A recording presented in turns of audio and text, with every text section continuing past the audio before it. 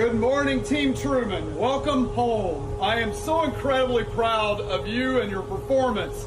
A real clear example and commitment to maintaining readiness to be able to respond globally to crisis and operate seamlessly with our allies and partners. Throughout a complex and demanding deployment, you gave them hell, showcasing our carrier strike group's overwhelming lethality in combat operations, including delivering more than 125,000 pounds of ordnance against ISIS Somali operatives. Even more impressive, by silencing the Houthi threat, you left the Middle East a more stable region than when you arrived. In March, you led initial strikes against Iran-backed Houthi targets in Yemen during Central Command's Operation Rough Rider. The strike group launched Tomahawk land attack missiles and precision airstrikes for more than 50 days, conducting continuous operations to degrade Houthi capabilities and disrupt threats to commercial shipping. During your extended 8-month deployment, 8+ month deployment, you completed more than 11,000 sorties, 25,000 flight hours, executed 22 UNREPs, and sailed over 635,000 nautical miles. That's simply incredible. I know your loved ones are excited to reunite with you and welcome you back home to an eagerly awaiting family and friends, perhaps new family members too, and communities who are simply thrilled to have you home. Wear your combat action ribbon with pride as naval warriors as you rejoin loved ones in open arms and longing hearts.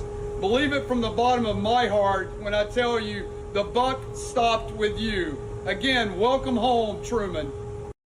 That's amazing news, because we've been watching the USS Harry Truman bombing the crap out of Yemen, and then it just came out last week that they actually ended up conducting a massive strike over inside of Somalia against ISIS, who undoubtedly was looking to do harm in the region. My suspect is that they were going up for Camp Lemuel in Djibouti, but nonetheless, welcome home, ladies and gentlemen.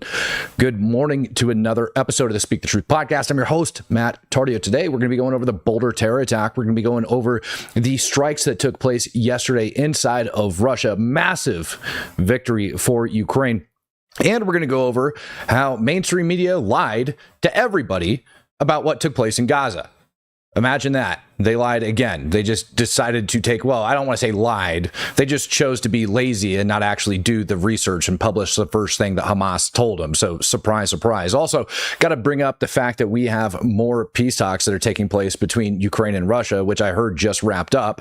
And then also we have some issues with Iran as well, because, well, today they're actually scheduled to launch rockets and drones. As a matter of fact, they ended up shutting down international shipping lanes. It would seem airspace 0 to infinity is closed off because of their freaking nut job. How you guys doing, ladies and gentlemen? Bert, welcome back. Welcome back. Welcome back. Let's go ahead and jump right into this, and let's start talking about what took place over inside of Boulder yesterday. I mean, seriously, we need to talk about this, right? This man that I'm about to put up on your screen, this guy, while shouting "Free Palestine," decided to be a good idea to throw Molotov cocktails at people. Reports are saying that he had a flamethrower. Not sure how that freaking ends up happening, but this nut job, 45-year-old illegal immigrant coming over from Egypt. Imagine that. And he was led into the country underneath the Biden administration. Let's just listen to his rants while he's out here on the street. We're here. We can't do nothing about that. We can't do nothing. We can. Not here. You have to answer this. Not here, bro. You're not. People are taking video right now. Now, I want to bring up the fact that this is after he already launched the attack. Now, who is he attacking? Of course, the Jews. He's going after Jews. There you can see an Israeli flag laying on the ground. This is a weekly visual that they end up holding. Homemade flamethrower. Great. Yeah, this is a weekly vigil that he ends up these people end up holding over in Boulder to bring the hostages home from October 7th. And this man from Egypt allegedly thinks that's offensive and that he needs to go out there, attack, and kill Jews. It's freaking nuts. What else is nuts is all of these dang people standing around and nobody charging and tackling this human being that decided it would be a good idea to do that. That freaking pisses me off. He killed 2 people, ladies and gentlemen. 2 people. 2.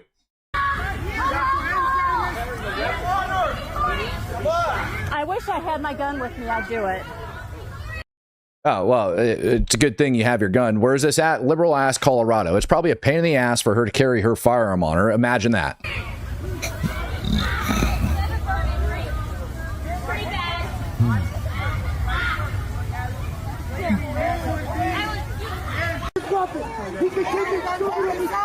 Stay away. Stay away.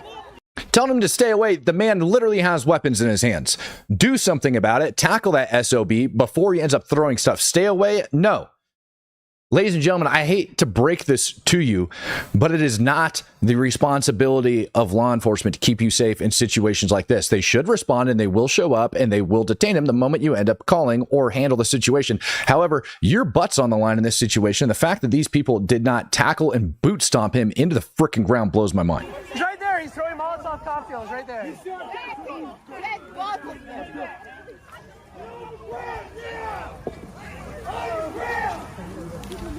Where you fucking belong! And you're going to jail, man. I don't give a fuck. You don't antagonize shit like that. Oh, antagonize him. You don't antagonize a man with a Molotov cocktail. You are correct. You charge over and you stomp his freaking brains out before he hurts other people, and it's perfectly legal. You must stop that threat. Well, what did we end up learning about this man? Well, we learned that he's here in the United States of America illegally, that he was let in underneath the Biden administration. This is a great graphic up here that I'm going to put up on the screen for you guys. I ended up finding. Thank you, Fox News, for throwing this out. He entered in the U.S. via a lax visa policy. He filed his claim with USCIS, potentially seeking asylum all the way back in September of 2022. In February of 26, he ended up staying a little bit past his visa and then ended up getting his authorization in order to stay. They ended up granting him a work visa, which he then overstayed in March. Overstayed in March. Again, he overstayed his visa in March. Why, oh why, is this man even in the dang country? He shouldn't be. And as a matter of fact, immigration is going around and collecting massive amounts of people, and they're still complaining about it. One of the biggest freaking roundups actually ended up taking place today. There's a big push right now on ICE to go ahead and identify all these individuals that have overstayed their visas. We have millions that have come in, all across the last administration that have overstayed their visas and overstayed their welcome. And one of the main missions of ICE is to go ahead and arrest anyone that we can take an enforcement action on that has violated immigration law. And violating their visa and violating that commitment to leave on time is one of those enforcement actions. And we're focused on that. And like your point, we want to go ahead and we make sure we take these bad actors out of the country before anything like this could happen. Because under the last administration, the screening just wasn't there. We don't have the intent of what a lot of these people came for. While many may have came for the American dream, a lot have come here to commit crime, commit terrorist acts, or just not be the person we want in our neighborhood. So ICE is focused on finding these individuals and removing them quickly. That was a big. Yeah, no kidding. You have no idea what they came here for, and it doesn't matter what they came here for. At the end of the day, they are violating the law and deserve to get kicked out of the dang country for doing so. There's a huge line to get into this country for people that are trying to do it the right way. In addition to that, here's something that happens when you don't. You end up having multiple people get killed. You end up having Molotov cocktails get thrown. This isn't the UK. This isn't Germany. We don't welcome that crap here. You're not allowed. You can go home. The American people overwhelmingly voted for this crap. Let's hear about the suspect himself, coming straight from Boulder Police FBI. Confirm there are 6 victims, ages 67 to 88. All of them have been transported to local hospitals. This attack happened at a regularly scheduled weekly peaceful event. Witnesses are reporting that the subject used a makeshift flamethrower and threw an incendiary device into the crowd. The suspect was heard to yell "Free Palestine" during the attack. No way. Okay, so let me get this straight. The guy is shouting "Free Palestine." There's nothing better than a way to bring attention to genocide, all right, than conducting a terror attack against a bunch of people who were literally genocided. What a freaking nut job, man. Timbo Slice says, very sad, and not a single person there trying to stop him. Would have liked to think there are more people out there who would. What is happening, Matt? I'll tell you exactly what's happening, and I got to ask this question this morning over on Real America's Voice with Jake Novak. What the hell is going on? Well, I think it's a combination of all of the misinformation that's being spewed out there. But I mean, in this case, the guy is from Egypt, so maybe we can just assume I don't know. I'm not going to assume anything right now. But clearly shouting Free Palestine, that's where he's at. And when you have people that are spitting rhetoric like Harry Sisson did the other week, all right, justifying genocide, actual genocide, not what's taking place in Gaza, because that's not genocide at all, not even remotely close. Now, we're talking about what took place on October 7th, and we're talking about what takes place here in the United States of America, where attacks like this are taking place, terrorist acts. Don't be mistaken about it, all right? So that's what's happening, is you have this overwhelming majority that is accepting this false narrative on what's going on with Israel, and it emboldens people. It's like the herd freaking mentality. They think that they're going to get away with it. They think, and I have no doubt this man is going to have some sort of fundraiser set up for his defense over on GoFundMe or Kickstarter or whatever. I don't know. It wouldn't surprise me if we see $1 million+ raised for him by the anti-Israel community. And that is what's going on. That is the problem, that it's acceptable in mainstream media, to answer your question. And yes, it pisses me off that this stuff is happening here in the United States of America. We fought a 20-year+ war now on terrorism, and yet we are seemingly like just accepting it here in the United States as a normal. And it's not okay, and it shouldn't ever be okay. You want to hear what some of the eyewitnesses had to say about what was going on? Yeah, so the way it all happened was at the time I was eating lunch with my wife, my 4 and 2-year-old, and then my teenage niece and nephew who were visiting from Florida, and they again, like the recessional or whatever you want to call it, just had passed us, and then just about 5 to 10 minutes later, there was a woman who was running by us, saying that there was a man that was throwing fire at people. And I'm familiar with the event. I'm Jewish myself. I've never attended any one of these events that happen all across the country, just simply due to the fear of something like this actually happening. But I'm very well familiar with how they run and all the people around them and all that kind of stuff. So my immediate thought was to kind of just jump the fence and go see if there's anything I could do, or see if there's anything I could do to help or anything like that. And so I left my one toddler that was with us at the time with my niece and nephew, ran there. I went up to the courthouse where they typically are. There's another man that approached with me. He started immediately trying to de-escalate the situation with the guy, and trying to talk to him as the guy was yelling at the crowd of people. There was a bunch of people kind of just standing there outside the square watching, and then obviously like the 20 to 25 people that were in the march, in the walk, I should say, that were either on the ground or tending to other people who were burned. And then so that guy was talking to them. He was yelling at the people, saying, "F you Zionists, you're killing all my people," and then other things that he'd kind of spewed from. F you Zionists, you're killing all my people. Now, here's something interesting. It's also reported that this man lived in El Paso County. And for those of you who are unaware, that's about an hour and a half away. So this is something that this individual planned. He planned it. It was taking place for weeks. So this stuff, like these like this what do you want to say it? Let our people go. All right, ceremony that they conduct every single week was going on for a very long period of time. Like every single week. And this man drove up from El Paso County, where he was a resident, in Colorado, by the way, where you have sanctuary cities and things like that. But I mean, why would that matter, right? He's just an illegal, right? Anyways, drives an hour and a half at least with Molotov cocktails in his freaking trunk, waiting, shows up, starts shouting his genocidal rhetoric, and just starts chucking them at people. And everybody's going to stand around, and there's going to people come over here that are going to whine and complain about it. You guys don't believe me? He ended up overstaying his visa. Here you go. In the meantime, in Massachusetts, you had, I think, the largest ever raid, or at least netting of arrests of 1,461 people. That's the largest so far. And those that were arrested, 790 of them had criminal convictions, and 277 had what we were just talking about, final orders of removal or deportation. Tell us more. No, and Dana, it was a great operation, and the fact that it was over the course of a month really shows the commitment of the men and women of ICE here in Massachusetts and all over New England. And we took a whole-of-government approach. We used all of our partners to include diplomatic security, the U.S. Marshal Service, ATF, FBI, DEA, to really locate and arrest these criminal aliens. One highlight for this operation is the fact that it was successful because we worked with our joint partners in a sanctuary state like Massachusetts, where it's extremely difficult.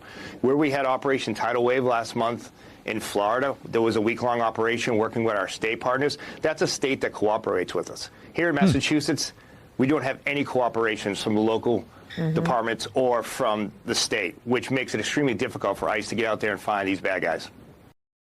So that's great. What if I told you, though, that there's actually people that are complaining about it, people that might be in Congress and several other locations actually whining and complaining that people are getting arrested, and they might actually have maybe possibly be working for the people like Jerry Nadler. Jerry Nadler. One of his staff members actually got detained by federal agents inside of his office. Congressman, you have a situation you're also dealing with that I wanted to ask you about, of course. I'm going to play the video that we have obtained for our viewers while I describe the situation. This happened last week. Federal officers with DHS were seen going into your district office in New York. They handcuffed and detained one of your aides for a period of time. And according to DHS in the statement that they put out, it says that the agents entered because they were told protesters were in your office and that they were concerned for the safety of your staff. When they arrived, the quote from DHS is, one individual became verbally confrontational and physically blocked access to the office, and the person was detained so the officers could conduct their check and then were released. What is your view of what happened? Well, my view of what happened is outrageous. My first concern was for the safety of my staff member, and I didn't say anything. I decided to speak out after the DHS released their misleading and frankly lying story about what happened. DHS was upset that some of my staff members were watching them grab immigrants emerging from an immigration court in the same building a floor below. And they were upset that my staff invited some of the observers up to my office. They then came up to the office and demanded entrance. One of my staff members said, "You can't come in here, you need a warrant." They said, "No, we don't need a warrant," which is incorrect. And they barged in and... Actually, the way in which they presented the scenario, they don't need a warrant. If they were actually told that was taking place inside of his office, they can go in there whether he likes it or not. They don't have to have a warrant to go in. There's actually exceptions to the law. If there was nothing taking place and they just wanted to enter, sure. But that's not what actually happened. In barging in, one of the officers, a very big, heavy-set fellow, pushed my aide, a very petite young woman, and they then said that she pushed back, and they shackled her and took her downstairs. And she was obviously traumatized. Now, so she was intervening in their official duties. Imagine that. Here's another fun fact for you. Whether or not you agree with what law enforcement is up to, you still have to follow their orders, assuming that they're acting on good faith. So even if they're in the wrong, you can still get charged for for actually interfering with what they're doing. That's just a fact. Fact is that this was totally unacceptable. The tactics were totally unacceptable, and they needed the warrant. And my office is a congressional office. It's a completely separate branch of government, a co-equal branch of government with the executive for which they work, and they had no right to come in, and they had no right to disregard the co-equal branch of government, which is to say, Congress. So I am asking for an investigation. I'm communicating with Jim Jordan, the chairman of the Judiciary Committee, demanding an investigation of this incident, generally of ICE tactics. Well, I mean, maybe we should all be demanding an investigation into you and why your staff members are harboring people that are against illegal immigration. And it makes me kind of wonder if this doesn't fall back into the same thing that judge just got arrested for not that long ago for assisting people and getting the hell out.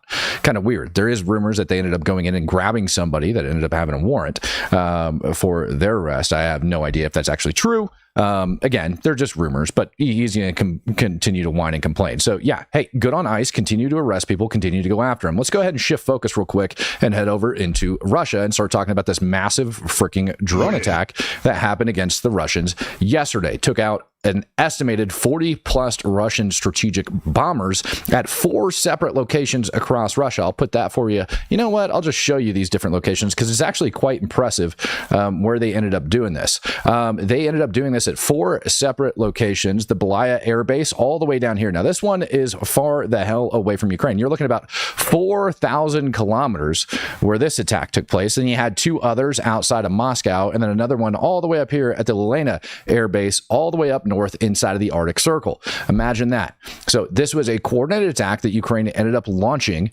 yesterday over inside of Russia. And it was a year and a half, according to Zelensky, a year and a half in the making. They ended up pulling up trucks, parking them in the vicinity of these airfields. The trucks' roofs opened up over in the back, like in the cargo area. And all of these drones ended up swarming. Over 100 drones ended up attacking these different air bases.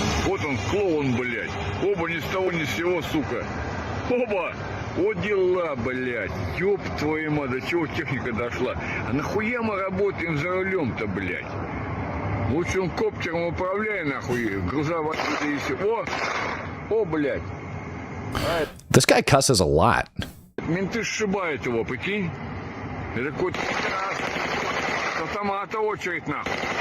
О, нихуя себе дела, блядь. Оказывается, пидорас, оказывается. Во, блядь. Менты промазали, нахуй. Ёбаный, он опять туда полетел, сука, в эту гущу, нахуй. Вот еще один, сука, пидорас. There they go. Вот он, еще один пидорас. That is one hell of an operation for that to take place. I can't state enough. I think everybody remembers last year when Pagergate ended up taking place, or when Israel ended up putting a bunch of explosives into pagers, selling them to Hezbollah, and then watching them detonate across Lebanon. That was a very massive intelligence operations for them to do that. But this type of attack taking place over inside of Russia, all right, is so much deeper, I think, than a lot of people realize. It's way more impressive than Pagergate. Now, the pager explosions were cool, but the amount of intelligence work that went into making this happen is huge. There's people such as General Flynn that are actually speaking out about this. I had to call his butt out this morning over on social media because it's absolutely redonkulous. He said this. General Flynn, retired General Flynn, by the way, and let's remember he got fired from Obama and was forced to resign underneath Donald Trump after this man decided it'd be a good idea to have, I don't know, some sort of talks with the Russian ambassador, and ended up lying about it, and then ended up, rumor he was about to get fired. So he just ended up resigning. But he says, so it appears that Zelensky gave the go-ahead to attack parked Russian nuclear-capable bombers without informing Donald Trump, which he's not required to do. If true that our president was not consulted nor informed, this isn't simply a breach of protocol. It's a geopolitical insult and a warning sign. If Ukraine is willing to conduct strikes with strategic consequences without notifying the White House, we are no longer allies with coordination issues. We are co-belligerents flying blind. Weird. Let's say, for example, that the United States wasn't aware of this. Why the hell wouldn't Zelensky want us to know? It's not like we've had former CIA agents or CIA agents leak out attack plans on other nations in the recent, I don't know, last 365 days, maybe as recent as November of 2024 that I can remember. But let's continue. Also, given Senator Warmonger Lindsey Graham and Senator Danang Dick Blumenthal's recent visits, this attack could appear as though it was sanctioned. Well, why the hell shouldn't it be? Let's ask that, Mr. Flynn, because you're no longer a general. Why the hell shouldn't it be sanctioned? It should be sanctioned by the United States government, and I would be shocked if we didn't help on the intelligence side of the house with this. I would be absolutely shocked. And the United States government, sure, we can say at the White House press briefing that we were unaware of this. Zelensky can say that he kept America in the dark. And at the end of the day, they both can be lying. Why? Plausible deniability. There's no reason for the U.S. to have to accept responsibility for this if Ukraine's over there doing their freaking bidding. FYI, those bombers that were hit have to be in full view due to nuclear treaty obligations. Oh, imagine that. Oh, shit. Well, all of a sudden, that makes it like untouchable, right, Mr. Flynn? We can't somehow attack strategic bombers because they were in the open. False statement. And this is the issue that I have with a lot of these people, right? Like, he's presenting this as if it's a reason for us not to attack them, when in all reality, they have been using these bombers after illegally invading a country that they promised 2 times to respect the freaking sovereignty of. And they've been using those bombers to target civilian locations. Those are what we call legitimate military targets. That's what they are. Retired General Flynn, maybe that is why you were forced to resign. Maybe that is why you were fired underneath Obama, because even after reaching the freaking level that you did, you still can't wrap your head around that concept. Zelensky took advantage of that. For instance, they appear to have been hidden the drones in containers and were driving on trucks near the airbase. Smart use of deception. Oh my God. God forbid they do that. However, imagine any one of our big bomber bases having the exact same thing done to them. Very costly. Okay, well, imagine the United States decides that it's going to invade Russia, hold terrain, and then say that they're liberating the people. It doesn't matter. It doesn't. These are legitimate military targets, Mr. Flynn. People, and especially world leaders, need to realize the global implications to such an operation as Ukraine just pulled off. I totally agree. They really need to. They need to adjust their way of thinking, because this is the 21st century and warfare is constantly evolving, as we have just seen in this. So yeah, they need to pay attention to what's going on, and we need to develop different technology to combat those threats. And we need to make sure that people are ready, aware, and capable of doing it. But what we need not do is allow Russia to invade another country, massacre tons of its freaking people, force displacement of millions, and just pretend like it didn't happen. Walther P99 says, Trump told Putin, only because of me, you have not had terrible things happen. Things like this. Yeah, and how long ago did he say that? And he warned him, and he told him. Who's to say that Trump didn't hold off Zelensky from doing this for, I don't know, the entire time he's been in office until yesterday? Remember last week when Trump came out and he said he was pissed off at Putin? Remember that? In all those different interviews for his attacks on Kiev? I do. I hope you do too. So again, what you see in the daylight is not necessarily what could actually be happening. And I caution any single one of you before drawing any conclusion on that whatsoever. Because the fact is, you guys have just about as much knowledge as what's going on as I do. I like to think I'm a little bit more informed, which is why I have this job. But in all reality, I don't know the level of intelligence that went into this. But what I do know is that U.S. intelligence has been helping Ukraine target Russian forces. And if you look at the amount of munitions that have been destroyed inside Russia since Trump came into office, well, that would suggest maybe that Ukraine was allowed to open up just a tad bit more. Over 100,000 tons of Russian munitions have been destroyed since the inauguration. Imagine that. Inside of Russian territory, over a year's supply worth of cruise missiles, and now this massive attack. And yet people are sitting back going, oh no, Trump still hates Ukraine. And it's Russian propaganda, in my opinion, that everybody is like buying into. Has he came out with some pretty harsh words on him? Of course he has. Does he have like a reason to do that? Yeah, I believe he does. This is what the inside of those trucks look like. Let me blow that big up on your screen. All right, the SBU ended up releasing these images following the attack over on Russia. Okay, so SBU immediately ends up releasing these images. Zelensky came out with a statement on it today. I can show you guys video after video after video of these airplanes getting hit and blowing up. The end of the day, we still don't have an accurate BDA on what happened. What we do have is Ukraine's statement on it. All right, but that's what we have. That's about all we have. But yeah, let's go ahead and listen to Zelensky's statement on this event. We're not going to listen to the whole thing. This is a whole 6-minute segment. We're not going to do that. We're just going to listen to a couple minutes of them.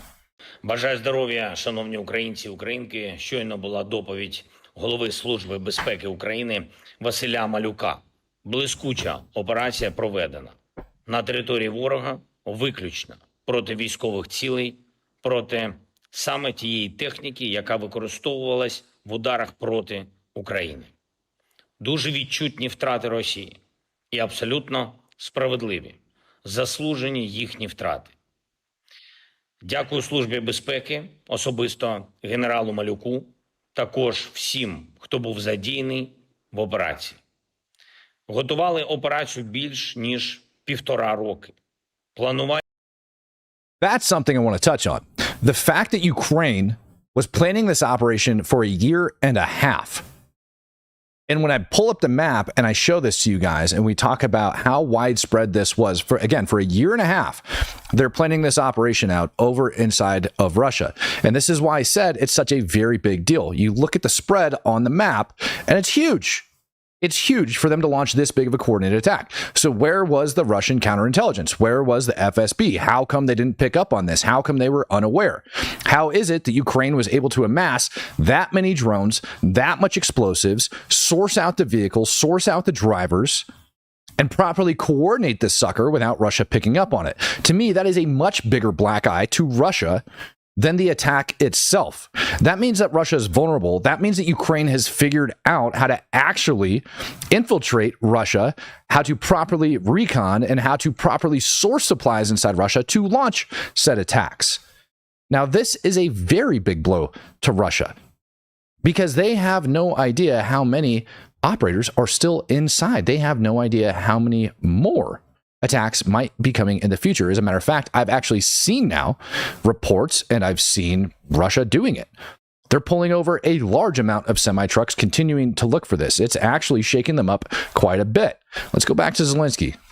Організація, всі деталі були ідеально підготовлені. Можна сказати впевнено, що це абсолютно унікальна операція. Найцікавіше, і вже зараз це можна говорити публічно, офіс нашої операції на території Росії знаходився безпосередньо поруч з управлінням ФСБ Росії в одній з їхніх областей. Загалом в операції було використано 117 дронів і відповідна кількість операторів дронів працювали. Вражено 34% стратегічних носіїв крилатих ракет. 34% of them stationed there were hit. And when we start talking about how many Russia actually has versus the impact that that's going to have on the Russian fleet, dude, it's insane. I've seen figures very, very high that go into this. All of them are going to be unconfirmed. Either way, it's a massive blow to Russia. They have no way of replacing some of these bombers that ended up getting taken out. And these bombers, they definitely planned on using for their summer offensive, which allegedly has already begun. So what is Putin going to do? Well, they are stating that they have prepared, today, what they're stating is that there's rumors that are flying around that Russia has prepared its, nuclear strike capability. They put their nuclear capability on high alert. They ended up activating some Orshink, ballistic missile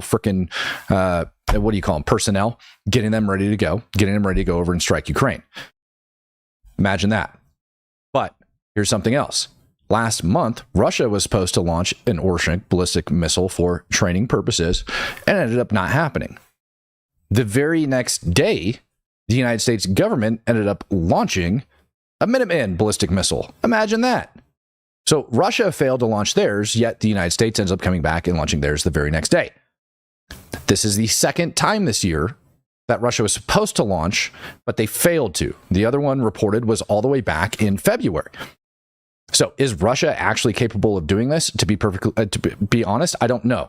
Do they have the Orshinks ready to go? Likely. Do they have some that'll launch? Probably.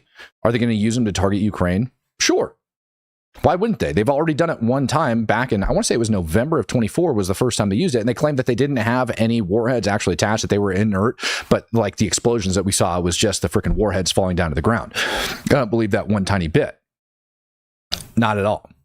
But I do think if given the opportunity, Russia is going to go ahead and launch those suckers. And this is a very good excuse for Russia to do it. Now, what is Ukraine's response going to be going back at Russia? I don't know. Unanswered. No clue. But what I do know is if Russia ends up using nukes, which I highly doubt they will because they'll get their poo-poo pushed in by the international community, that they are going to be met with overwhelming resistance. This morning it said that 2 Russian nuclear submarines have entered into the Black Sea, and it's supposed to be in preparation for a strike on Ukraine. They're also supposed to be closing it off to some international traffic and things of that nature. None of that I've seen yet. But we ended up having peace talks that took place over inside Turkey today. And again, nothing ended up coming out of it. The most that I've seen that ended up coming out of it was Ukraine and Russia ended up talking about having another prisoner swap or another prisoner exchange. Nothing was agreed to. I'm constantly being asked whether or not there's going to be a ceasefire agreement. The answer is no. You're just not going to see one because Russia and Ukraine's stance on this is completely and totally different. Zelensky said that he's going to come to the table. Putin said he's going to come to the table. But the only thing that Putin wants is a massive land grab. He wants to keep all of the terrain that he holds over inside of Ukraine, and he wants Zelensky to agree to that. Well, the problem is Zelensky doesn't have the ability to actually do that. So instead, they continue on with strikes such as these.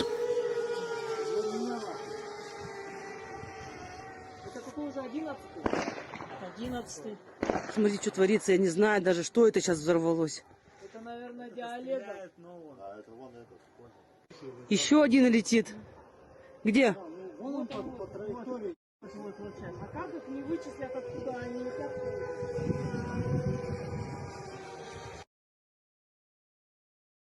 Now, the crazy thing about these drones being launched is once they actually were launching, they were all being piloted individually by FPV operators.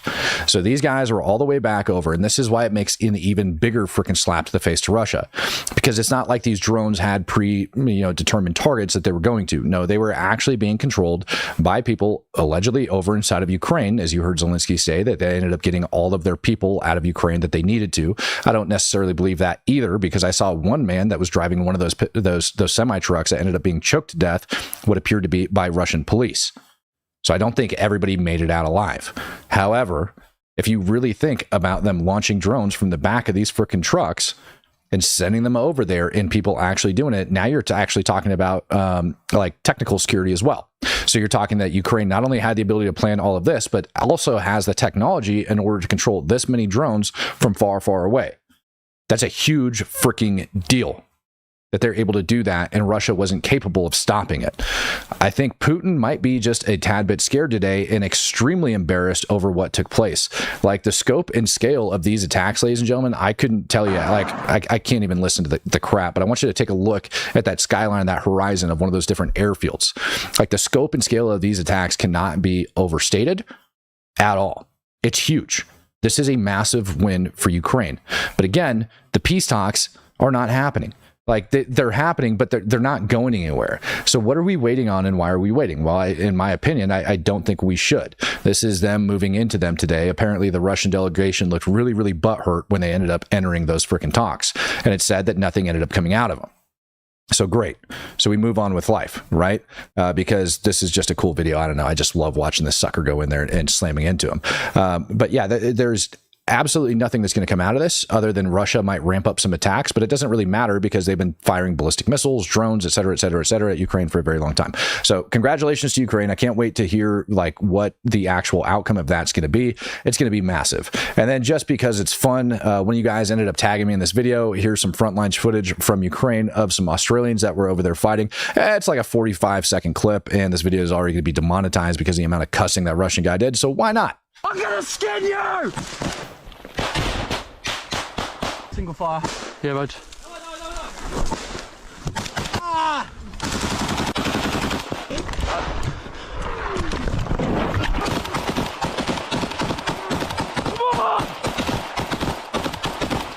There it is!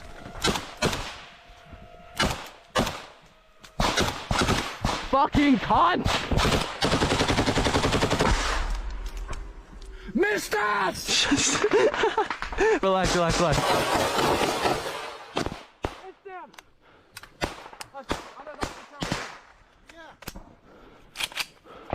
Hey! Let's go! I'm gonna skip! So this war is just going to keep going. It's not going to go anywhere. The front line is going to remain the front line. Zelensky is going to keep defending his territory. Putin's going to keep trying to take it. And likely Russia is going to open up with some bigger weapons because they have pretty much nothing left. So they're going to be, in Matt's opinion, they're going to be reaching into their stockpiles, and they're going to use this as an excuse in order to do it. I just worry about kind of what that's going to look like. UK actually came out today with a pretty odd statement, ended up saying that they are preparing their military for war as well. And today, following through on this review, I want to set out 3 fundamental changes that we're going to deliver. First, we are moving to warfighting readiness as the central purpose of our armed forces. When we are being directly threatened by states with advanced military forces, the most effective way to deter them is to be ready. I wonder what he's referring to. You think maybe he's referring to Russia, China, Iran, possibly? Don coming in and gifting out 5 Speak the Truth memberships. Greatly appreciate you, Don. Fox McCloud says they must have been using their own Russian internet to control the drones, stream live, and commands. It is possible that's how they ended up doing it. It is very possible that's how they ended up doing it. It's also possible that they had a different secure network that they were using in order to make it happen. I have no clue how they ended up doing it, and I guess that's part of the freaking magic that ends up going in there. But yeah, let's talk about maybe some state actors that might be a threat to, I don't know, the USA, Israel, the UK, everybody over there. Let's talk about Iran for a quick minute.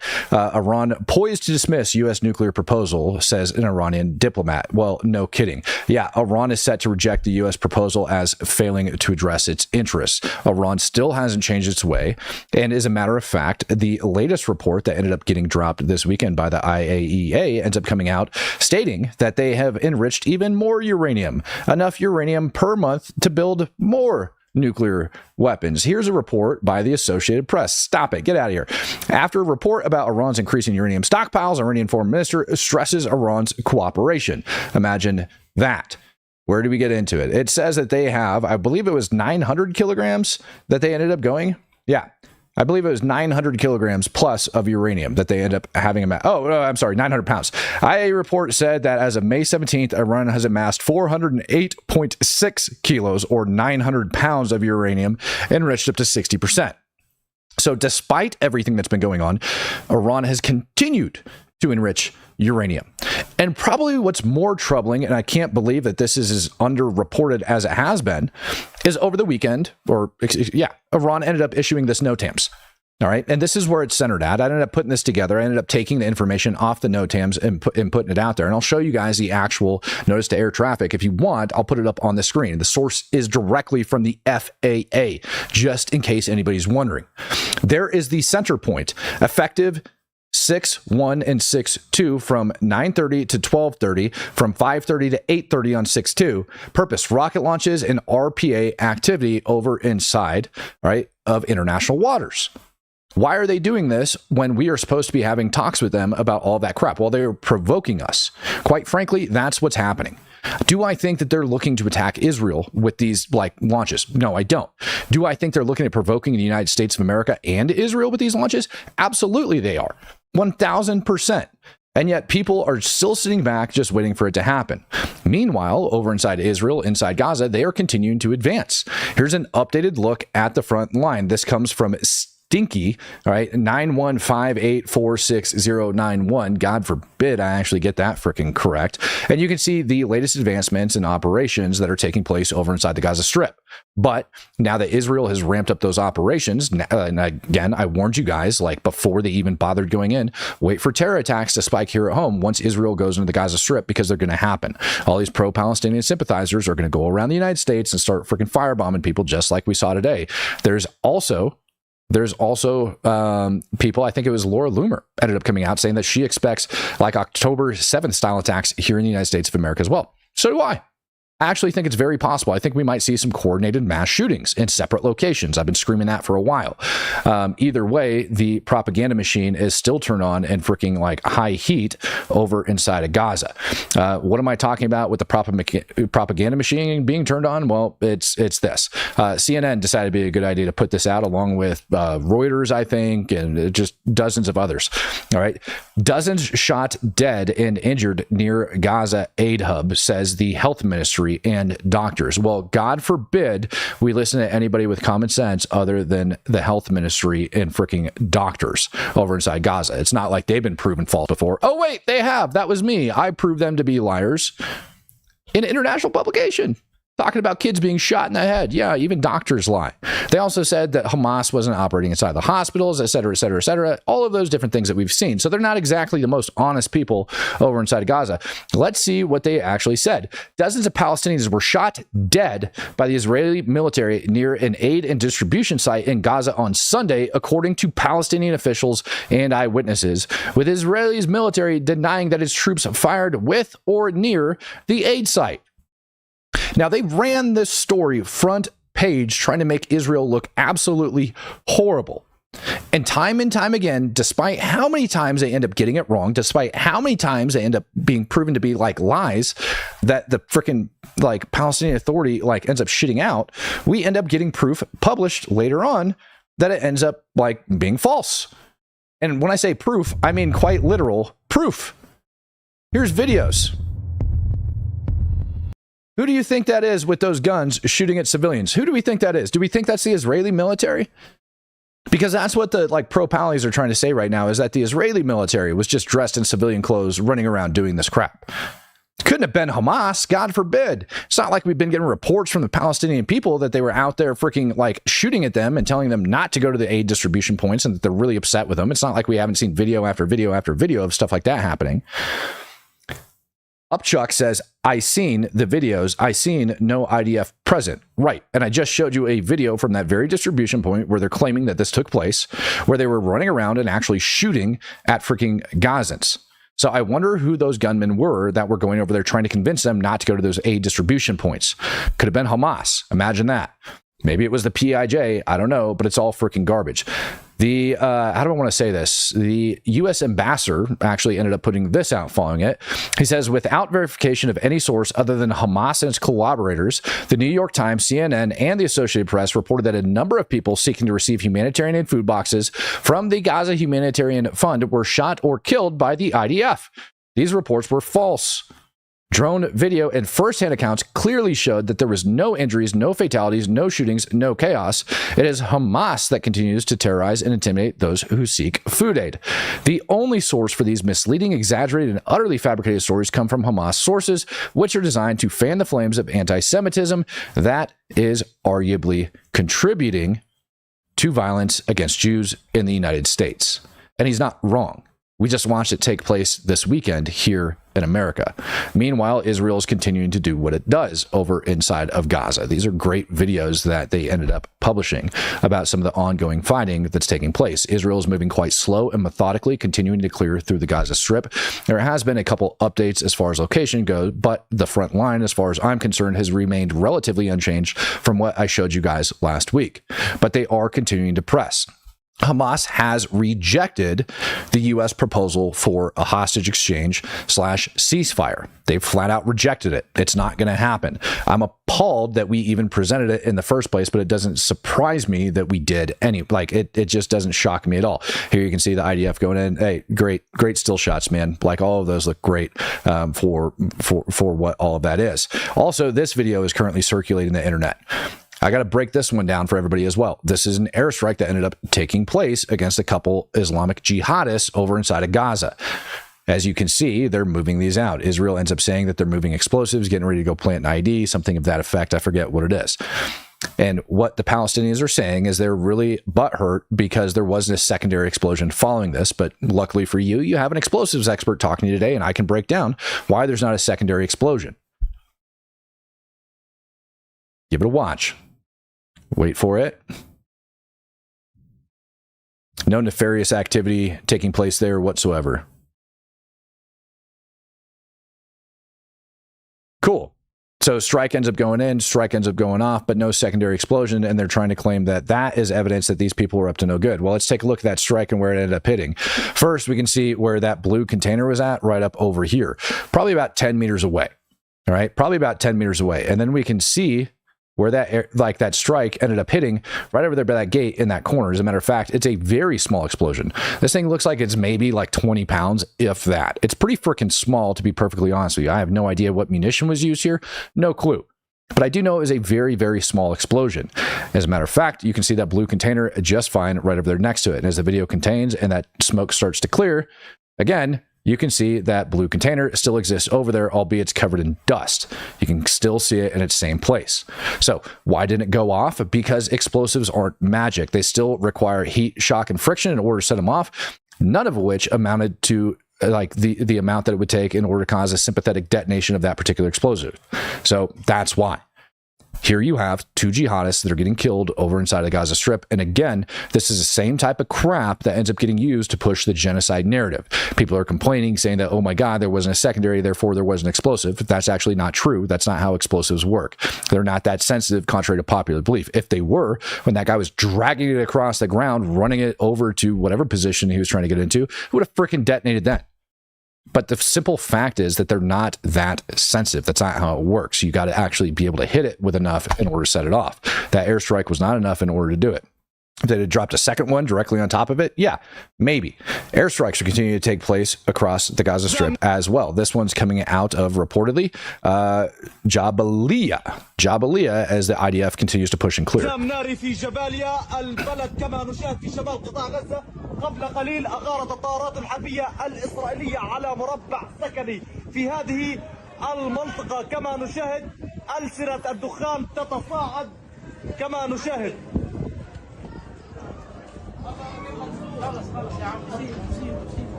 نعم.